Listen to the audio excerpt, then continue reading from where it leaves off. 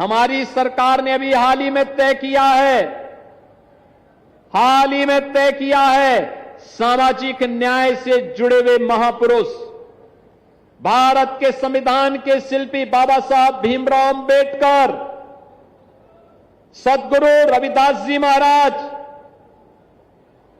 महर्षि वाल्मीकि जी महाराज, संत गाडगे जी महाराज, महान सामाजिक न्याय के उद्देता ज्योतिबा फुले जी महाराज, इन सभी महापुरुषों की मूर्तियां जहां पे सार्वजनिक स्थानों पर होंगी और बाउंड्री वाल अगर नहीं होगी,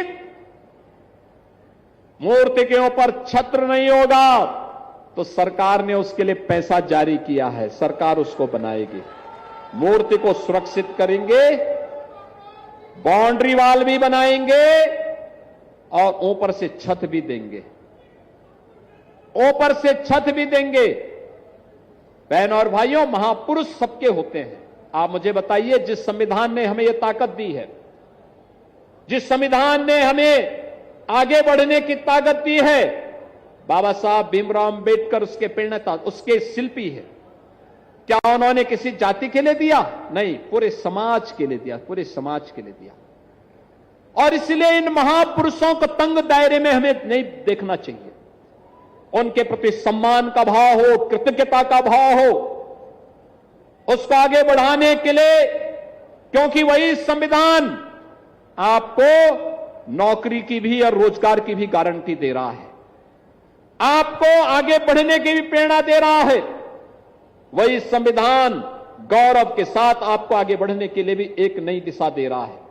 और बहनों और भाइयों, आज मैं आप सबसे ये अपील करने के लिए आया हूं, ये मुजफ्फरनगर की धरती, बहुत विस्तार हो गया मुजफ्फरनगर का, और हमने कपिल देव जी से कहा है, जल्दी से प्रस्ताव तैयार करिए।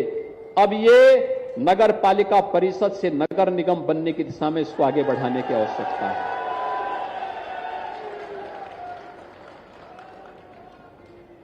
क्योंकि विकास अब आगे बढ़ना चाहिए, स्मार्ट सिटी बने यहां पर। यहां के गुड़ की मिठास मैं भी देख रहा था, कितना शानदार गुड़ बनाते हैं यहां के किसान।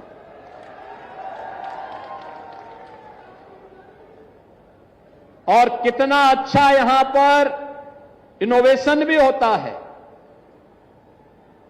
हमारे एक किसान नेता यहां पर उन्होंने कहा कि ईंधन की कमी है तो देश के प्रति मेरी भी तो जिम्मेदारी है। उन्होंने गोबर गैस प्लांट के माध्यम से ईंधन की आपूर्ति प्रारंभ की है।